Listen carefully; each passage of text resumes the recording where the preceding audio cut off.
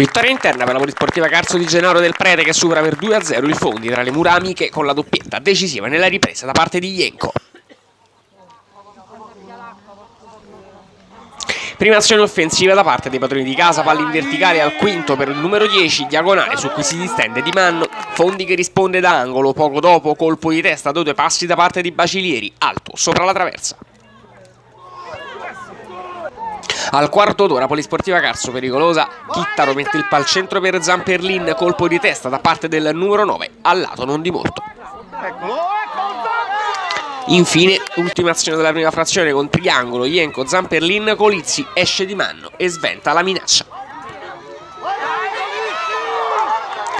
Nella ripresa subito Fondi velenoso, palla che termina in out, poi Jenko va via in velocità ma chiude troppo la conclusione con il destro, murato da Di Manno.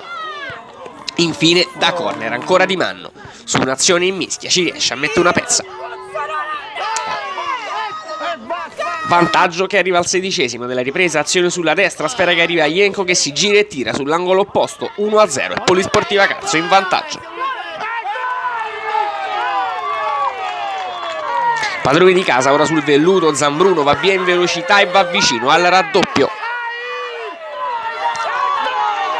Ma Fondi che alla mezz'ora ha la chance per il pari con Padrone, con il numero 5 che calcia alto sopra la traversa. Infine ecco il raddoppio ancora Jenko, stavolta con un leggero tocco sotto. Un'azione di ripartenza per il numero 10 e la doppietta personale, 2-0 per la Polisportiva Carso, che chiude così il match. Infine, triplice fischio da parte del direttore di gara.